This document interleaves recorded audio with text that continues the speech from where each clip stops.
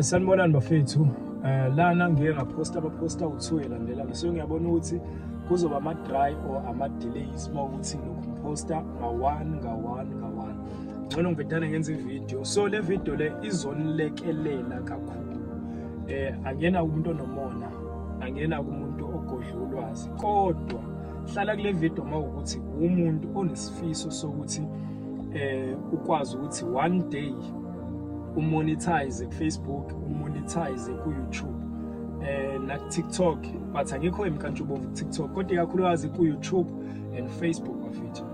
Bafethu iyadliwa imali ey'nkundleni zokuxhumana. So abantu abaningi bayaligodla kulwazi olukanje because abantu abaningi banefear yokuthi lento imisiyaziwa abantu abaningi kuzoba u1 no2 mhlawumbe kuyo-end up ihambe ivala. So bafethu kungazeke kuvalwe imali ka-YouTube nemali ka-Facebook. Ithuba elakho kusimple kakhulu. Into oyenzayo ile ukuthi number 1 bese ngibachazelile abanye einkundleni zokuxhumana kwabangilandelayo ku-Facebook ufisa uhle mkhwanazi. So into oyenzayo ke so that uzokwazi ukuthi ugain ama-followers, ugain yonke leyo nto. Okay, okubalekile kakhulu kukho konke ukuthi number 1 ngizoqala ngo-Facebook.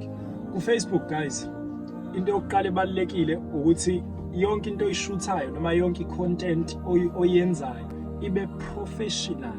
Ukuqala lokho but step 1 into yokuqala kumele uyenze kumele uthathe i-account yakho uyishintshe uyifake ku-professional mode.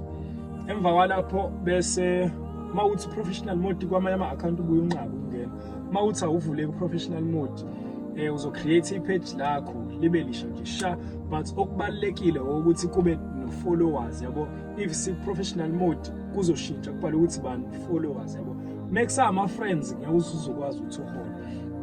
Okay, le information guys ngiyikhipha nje free of charge, mahala, ekuthenini bafethu asibambisana. Ngokubuka abantu bokuhamba, ubuke amandiya, ubuke abelungu ukuthi babambisene kangakanani, banomcebo omningi because ulwazi abaligudli. So mina engikwenzayo ukuthi sikwazi ukuthi siqwashisaneni. Ziningi ingane zakwethu ezihleli ngisho nanoma tikuletsheni kunabantu abaze babizwa nangamagama kuthiwa ojika nelanga. You see, so akukho ekuhle lokho, siyindle emnyama sibambisaneni. While ikhona indlela yokwenza imali ake ngichushise mina kulokho. So guys, lento ke yaziwa ama-content creators kakhulu, ama-celebrities, ama-influencers. Kulula bafethu. Okay, so if usu-createile kuswenzela ngale ndlela engithi ngicela ukuthi wenze ngayo, create page or professional dashboard uyayishintsha nje uyisa, I mean uyayishintsha iye professional mode. Emva kwalokho uzobe usungenzela kanje. Yonke into oyipostayo uzoposta under lemigomo nemibandela abakubekele yona lapha ka Facebook. So uzongena professional dashboard wakho. Uma ungena kona bazokuvezela ama-weekly challenges, ulandele wona. Mabekutshela ukuthi kufanele ukuthi uposte ama-reels awu-3, ama-reels ama-videos. Uma uposte ama-reels awu-3 uyenze leyo nto until uzuyi-complete leyo nto leyo. And then okunye futhi kuyothiwa poste ama-post mhlawumbe awu-13. Ukwenze futhi lokho-ke uphinde udlulele phambili futhi. So uzolokhu ulandela lento abakutshelayo, uyilandele uyoze uqede ngama-weekly challenges. Emva kwalapho into ekumele ukuthi uyenze, mina ngicela ukuthi nithathe iPattern Kim nomuntu wami uSamke. Thatha iPattern Kim noSamke. uSamke siyathandana at the same time. So abantu abaningi baye bebuze bethi why yonke into enenzayo noSamke ibe public, because we know ukuthi we monetize einkundleni zokuxhumana.